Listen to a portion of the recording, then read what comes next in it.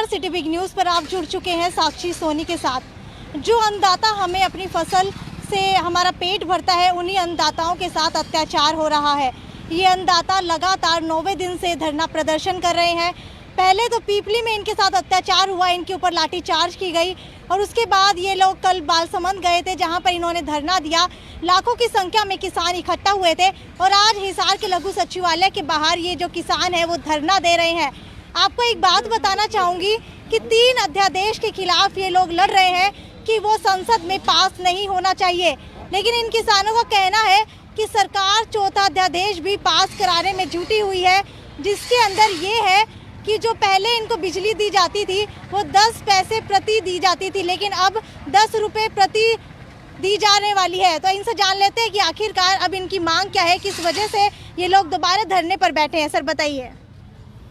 ये मैडम जी, अभी हम लोगों का 9वें दिन में धरना प्रवेश कर गया। हम लोग हमारी 5-6 जिलों की कपास का जो उत्पादन होता, पूरी कपास सफ़ेद मक्की से ख़त्म हो गई है और गवर्नमेंट उसको मान नहीं रही थी।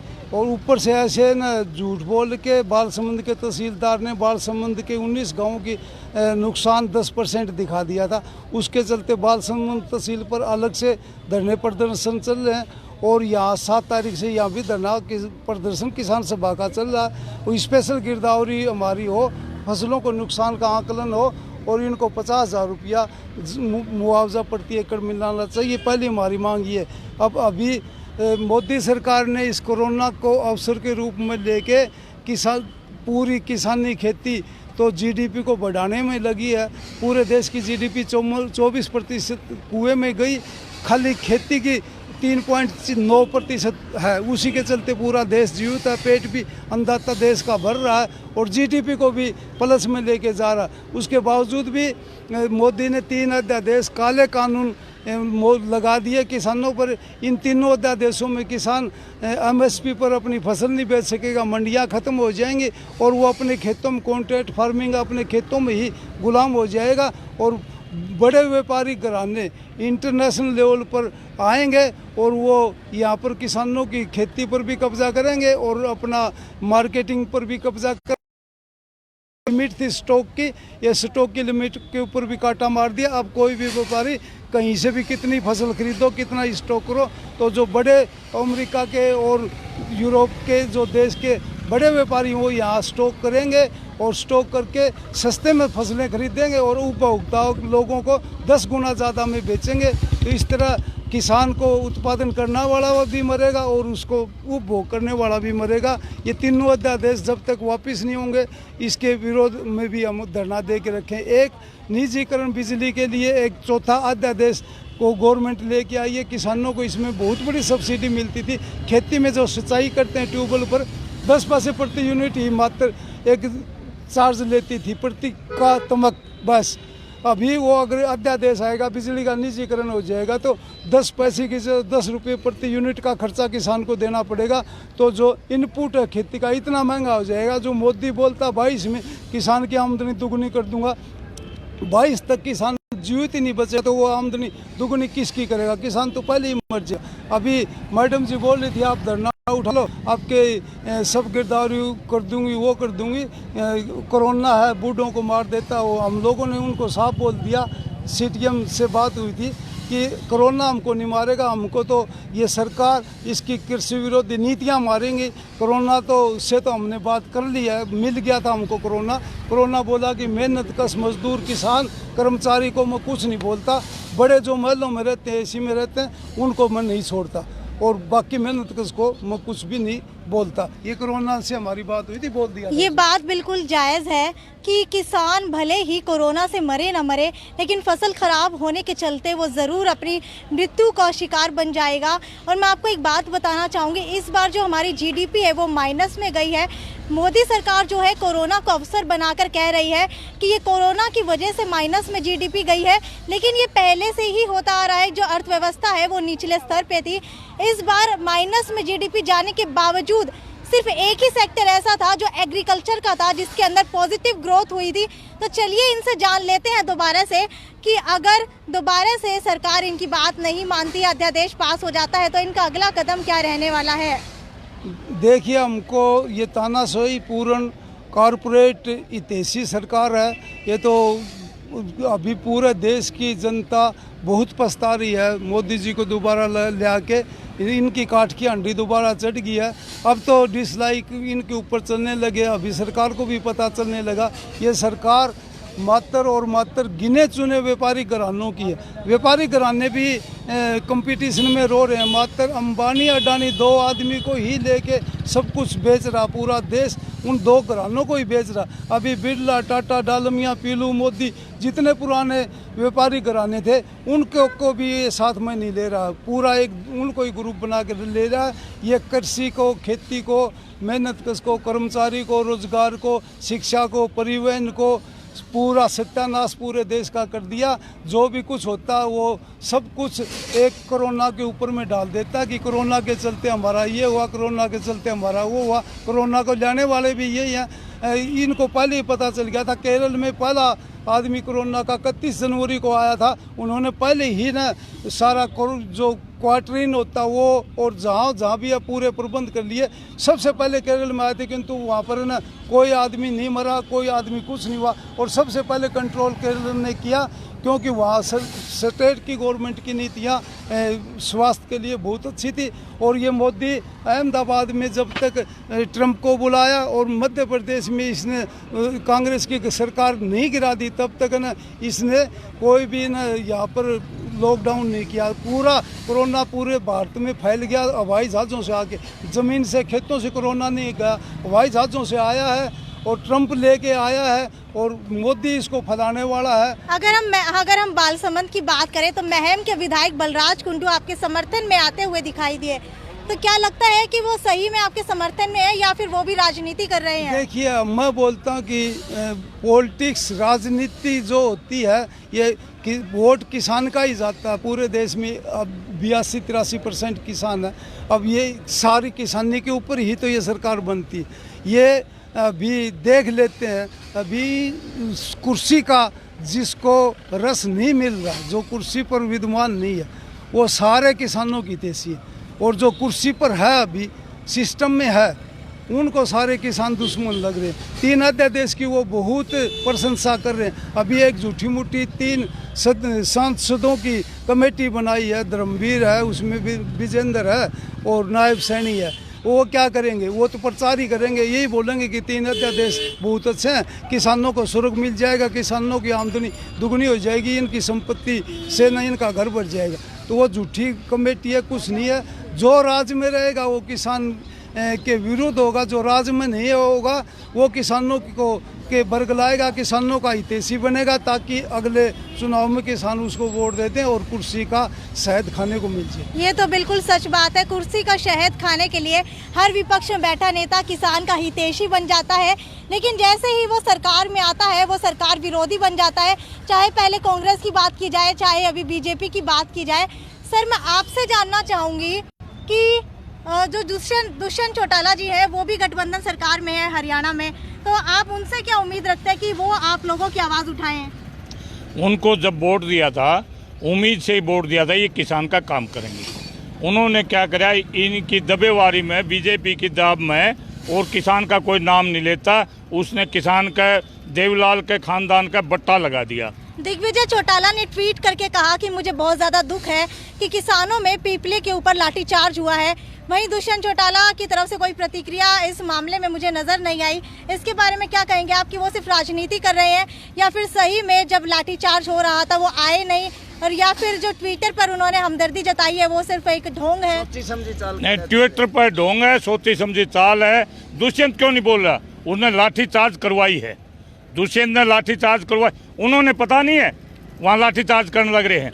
किसान ये पहले ही दुखी है और उसके ऊपर फिर लाठी मारे, किसान तो मरा पड़ा है।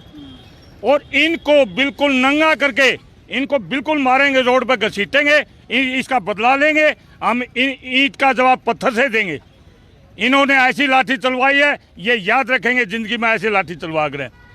एक तरफ ब्रिजेंद्र सिंह कहते हैं कि मुझे दुख है कि किसानों के साथ गलत हुआ है, लेकिन उसके बावजूद जब अनिल विज पर हम आते हैं, गृह मंत्री पर, तो वो मुकर जाते हैं कि किसानों के ऊपर लाठीचार्ज हुआ ही नहीं है। एक ही पार्टी के दो कार्यकर्ता अलग अलग राय रख रहे हैं, तो क्या लगता है आपको कि लाठीचार्ज हुआ या नहीं हुआ?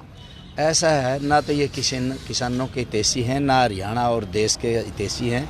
ये बाकायदा अंग्रेज़ों के ज़माने के अंग्रेज़ों की चमचागिरी करने वाले लोग हैं। बदकिस्मती है हमारे देश की जो ये राजमा आगे बाकायदा इनका एजेंडा है ये कि किस तरह से लोगों को आपस में धर्म जात के नाम पे बांटे रखना है और किस तरह से हमें पूंजीपतियों की सेवा करनी है। योजनाबद्ध ढंग से सारा हो रहा है। एक कुछ बोलेगा, दूसरा कुछ बोलेगा, तीसरा कुछ बोलेगा। इनकी कभी कभी मुस्लिमों के, कभी हिंदुओं के खिलाफ, कभी मंदिर का, कभी मस्जिद का, कभी चाइना का, कभी पाकिस्तान, कभी नेपाल का। नेपाल जैसे देश हमें धमका रहे हैं। क्या ये मतलब बकवासबाजी है? ये सब सारा इनका ढोंग है। जैसे तैसे करके इनको बड़े जो कारपोरेट घराना उनको फ़ायदा पहुंचाना, उसके लिए इन्होंने कुछ भी करना पड़े, क्योंकि इन्होंने एजेंडे के अंदर इन्होंने तय है। आरएसएस का एजेंडा है बाकायदा। बीजेपी कुछ नहीं, आरएसएस चलाता है जो कुछ चलाता है। ये है असली मकसद। तो ये तो ढोंग करते हैं। एक कुछ बोलेगा, एक कुछ बोलेगा। मुख्यमंत्री कुछ कह रहा था पिछली सरकार में, बीच कुछ कह रहा था। हमेशा ऐसे कहते थे दोनों की शायद इनकी आपस में झगड़ा है, इनका मंत्रियों का, मुख्यमंत्री का। ऐसा नहीं है, ये सब एक ही है। आपको क्या लगता है अगर खट्टर जी चाहे तो ये अध्यादेश रुक सकते हैं? हाँ, खट्टर चाहे, अब क्यों नहीं रुक सकते हैं? उनकी सरकार है, चिट्ठी लिखे, बताए। इनके जितने भी सांसद हैं हरियाणा से बीजेपी के, वो विरोध करें संसद के अंदर। अभी सेशन शुरू है, क्यों ना इस अध्यादेश का विरोध करें वो लोग जो किसानों के हितैषी अपने आप में कह रहे हैं, चाहे वो किसी भी राजनीतिक पार्टी की हो। दूसरी बात मैं ये कहना चाहता हूँ कि ये बार बार जब ये बातें, क्या ये राजनीति करते हैं?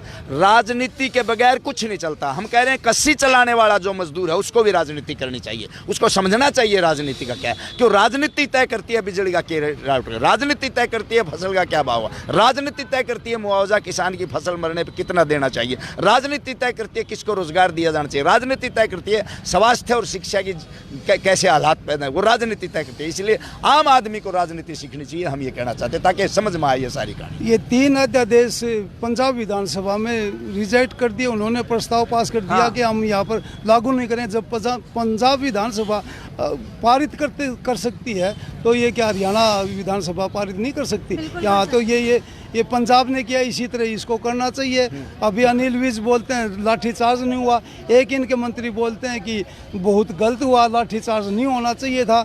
एक मंत्री कुछ बोलते हैं, एक मंत्री कुछ बोलते हैं। वित्त मंत्री का बयान देंगे, रक्षा मंत्री रक्षा क्षेत्र की कोई बात होगी उसका बयान देंगे, खेल मंत्री खेल के क्षेत्र की कोई बात होगी उसका बयान देंगे, कृषि मंत्री। सरकार में लगता है मंत्रियों में सामंजस्य नहीं है। सर, इनकी सोची समझी चाल है, ये सब कुछ समझते। ये अंग्रेजों के मुखबिर हैं। इन्होंने आज़ादी की लड़ाई में 1857 से लेकर 47 तक एक नाखून तक नहीं कटा है। अंग्रेजों की औलाद, अंग्रेजों के मुखबिर हैं। इन्होंने कुछ नहीं किया, खाली जात पात धर्म पर न आम लोगों को, मेहनत कश जनता को लड़ाना और अपना उल्लू सीधा करना, बांटो और राज करो वाली अंग्रेजों की अंग्रेज गोरे अंग्रेज गए, हिटलर नीति अपनाई जा रही है। हिटलर नीति, अंग्रेज नीति, हिटलर नीति अपना। हिटलर की तो इनका गोलकर जो गुरु था आरएसएस का, उन्होंने बहुत प्रशंसा की अपने साहित्य में, अपनी किताबों में बहुत हिटलर की प्रशंसा कर करके लिखे हैं गोलकर साहब ने।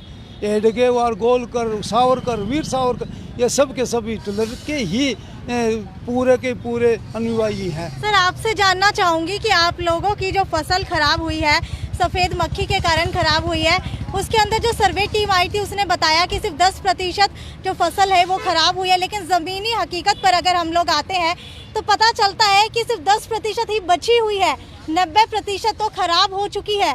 तो क्या लगता है आपको कि जो जिसने सर्वे किया, सर्वे टीम के ऊपर भी एक्शन लेना चाहिए कि उन्होंने इस तरीके की गलत रिपोर्ट कैसे तैयार कर दी? सर्वे टीम, वह सर्वे टीम ही नहीं है, उसने यही नहीं पता, वो तहसीलदार तो बन गया। तहसीलदार ने ये पता होना चाहिए भाई ये 10% तो फसल बच ही नहीं रही, हकीकत बच नहीं रही, सारा खराबा हो गया। और लिखता है 10% खराबा, 90% खराब है। आप भी किसी और जा सकते हैं, हम आपको ले चलेंगे। सारा हमें सर्वे आपका भी करवा देंगे, हम किले में खड़ा होकर दिखा देंगे। अगर उसमें 10 किलो नरमा निकाल दे और ये तहसीलदार, तो हम उसको इनाम दे। 10 किलो भी नरमा नहीं है। ये तो वैसे बकवासबाजी कर रहे हैं। इन्होंने पता नहीं, तो पता को नहीं, पता नहीं सरकार के दबाव में ये गलत काम कर रहे हैं। किसानों के लिए बिना फील्ड में जाए, ऑफिस में बैठ के और ये पूरी ना लिखा गया है कि कोई तहसीलदार कोई पटवारी कानून को खेतों में नहीं गया, खाली दफ्तर में बैठ के ऊपर से जो निर्देश आए उसको फॉलो करके 10% लिख दिया। 10% हमेशा खराब होती है। बिल्कुल जमीनी हकीकत पे उतरना चाहिए, प्रैक्टिकल काम करना चाहिए सरकार को, ना कि थ्योरेटिकल काम करना चाहिए।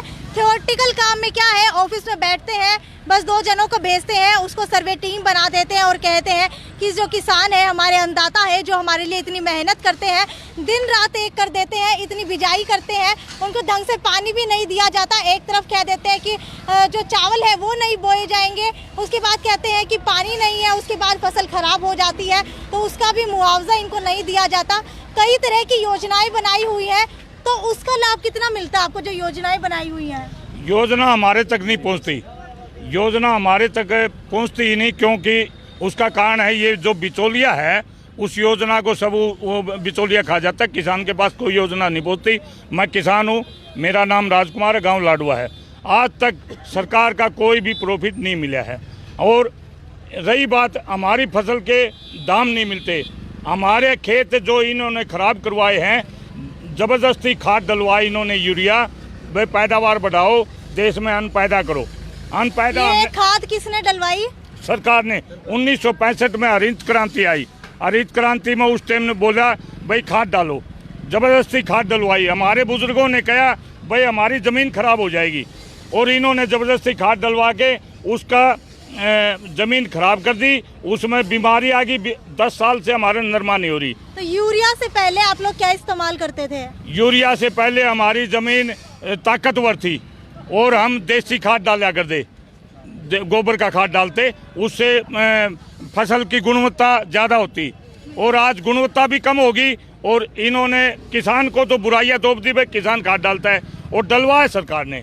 सरकार की नीयत और नीति खराब थी, इन्होंने किसान तो कर्जवान कर दिया, और इनकी नीति के कारण कर्जवान हो गया और आत्महत्या कर रहा है।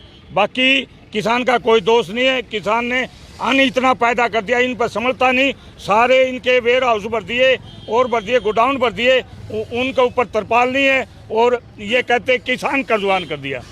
इनकी नीति खराब है। महंगाई की वजह भी एक तरफ बताई जा रही है कि पैदावार हो ही नहीं रही, तो कितनी सच्चाई है इसमें? पैदावार नरमा की नहीं हो रही, नरमा की 10-12 सालों से बीमारी आ गई, और खाद के कारण बीमारी आ गई। पैदावार नरमा की नहीं हो रही, जिसमें किसान का बचत होया करती। और रही कणक, कणक तो कुछ तो घर पर लग जाती है, कुछ खाद बीज के ही पूरे होते हैं। इतना महंगा खाद हो गया, यूरिया हो गया, दवाइयाँ होगी, तो वो महंगाई वही पूरी होती है कणक में। तो बाकी फसल में बचत होया करती, नरमा सारी की सारी खराब होगी। ये मैडम आपने पहले तो गवर्नमेंट की नीतियों की बताई कि किसान हितैषी, इतनी नीतियाँ गवर्नमेंट बनाती है। नंबर 2 आपने बोला कि महंगाई खेती के चलते हो रही है। नंबर 1 पहले मैं बताता हूँ कि पूरे देश के, हिंदुस्तान में पूरे जितने किसान हैं, आज तक आज़ादी से लेकर आज तक मात्र 7 लाख करोड़ रुपया कर्जा है किसानों पर, पूरे देश के किसानों। आप कितने एकड़ में खेती करते हैं? मैं खुद तो 7 एकड़ में खेती करता हूँ, किंतु हमारा पूरे देश में 7 लाख करोड़ रुपया ही कर्जा है किसानों का। इससे पिछली साल 10 लाख करोड़ रुपया बजट में रखा गया था किसानों के लिए, इस साल 11 लाख रखा गया। तो पूरे देश के किसान को आज़ादी से लेकर अब तक मात्र 7 लाख करोड़ कर्जा है, तो वो 11 लाख 10 लाख रुपया कहाँ जाता है? ट्रैक्टर बनाने वाले, कंबाइन बनाने वाले, कृषि यंत्र बनाने वाले, खाद बनाने वाले, स्प्रे की मशीन बनाने वाले, बाकी ये जो खेती में स्प्रे करते हैं उसको केमिकल को बनाने वाले, सब उन फैक्ट्रियों में तो पैसा चला जाता है, पूरा बांट लेते हैं। गंगा को साफ होते होते 40 साल हो गए, हर साल 3000 करोड़ रुपया गंगा को साफ करने के लिए आता, कम से कम लाखों रुपया करोड़ों रुपया गंगा को साफ करने के लिए। दुष्यंत चौटाला जी का कहना है कि मैं कमेरे वर्ग के लिए काम करता हूं। जब वो पहले सांसद थे तब भी कहते थे कि मैं सिर्फ कमेरे वर्ग के लिए खड़ा हुआ, और पूरे के पूरे इलेक्शन में उन्होंने यही वर्ड उठाया है, कमेरा वर्ग, कमेरा वर्ग। तो उनको बने हुए 1 साल से ऊपर हो चुका है, क्या लगता है इस वक्त तक उन्होंने कितना काम किया है आप लोगों के लिए? देखिए, वो अभी उचाना क्षेत्र से वो विधानसभा में गए थे, उचाना के लोगों ने उनसे लोटा में नमक डलवाया था कि आप जहाँ भी जाओ जो भी कुछ करो, किंतु बीजेपी के विरुद्ध हो क्या आपने चुनाव लड़ा, हमने बीजेपी के विरुद्ध आपको वोट दिया, जिताया, आप बीजेपी में मत जाना। उस शेर को 2 दिन नहीं रुकने सका, वो बीजेपी में चला गया। लोगों को मालूम है, भोले भाले किसान, इनको पता नहीं। वो जब वो MP था तब भी बीजेपी में था, उसकी सपोर्ट करता था। वो तो लोगों को बेवकूफ़ बना दिया कि मैं एंटी बीजेपी हूँ, एंटी बीजेपी। और शुरू से बीजेपी में ये तो बादल पंजाब का और ये देवीलाल घराना तो मोदी के साथ हैं, NDA के साथ हैं शुरू से, किंतु यहाँ इन बातों का लोगों को मालूम नहीं। अब लोग अपने आप को ठगा हुआ महसूस कर रहे हैं। दिग्विजय संवैधानिक सीट पर नहीं है, इसलिए वो बोलता है कि लाठीचार्ज गलत हुआ, और दुष्यंत चुप है क्योंकि संवैधानिक सीट पर बैठा हुआ। दुष्यंत के पास राजस्व है जो हमारा खेती का गिरदावरी स्पेशल का ऑर्डर देगा, किंतु चुप बैठा, अभी तक गिरदावरी का ऑर्डर नहीं दे दी। किसान का इतिहासिया, किसान का बेटा कहाँ? ये लोग तो आगे हमारी रणनीति यही है, जब तक किसान का 3 अध्यादेश वापस नहीं होगा, बिजली का बिल वापस नहीं होगा और किसानों का नुकसान का आकलन करके 50,000 रुपये गिरदावरी नहीं मिलेगी, तब तक हम लगातार आंदोलन में रहेंगे। ये 7 जिलों में आंदोलन चल रहा है, 7 जिलों में लगातार आंदोलन चलाएंगे। और किसान इसके अंदर जुड़ने वाले हैं आने वाले समय में? हाँ, क्यों किसानों को तकलीफ है, किसान मर रहा है। वही बात, किसान ने कर्ज के मारे, खेती के मारे, इनके मारे मर रहा, बीमारी मारे नहीं मर रहा। तो जुड़ेंगे जब सांस नहीं आएगा, मरेंगे तब तो जरूर जुड़ेंगे। हाँ, किसानों का कहना है कि आने वाले समय में और किसान भी इनके साथ जुड़ सकते हैं। ये एक बड़ा आंदोलन करेंगे अगर सरकार ये 3 अध्यादेश पास कर देती है, क्योंकि सरकार का कहना है कि इन 3 अध्यादेशों के आने से किसान को फ़ायदा होगा, लेकिन किसानों का कहना है कि इनको कोई भी फ़ायदा नहीं होने वाला है। आगे आने वाले दिनों में आपको दिखाते रहेंगे इसी तरह की अपडेट किसान से जुड़ी हुई, और हमारे चैनल का हमेशा से ही ये काम रहा है, जो किसान अन्नदाता है हमारे, उनकी आवाज़ को बुलंद करना, उनकी आवाज़ को उठाना। तो जुड़े रहिए हमारे साथ। अगर आप लोग इनकी बात से सहमत है तो इस वीडियो को ज़्यादा से ज़्यादा शेयर कीजिए। नमस्कार।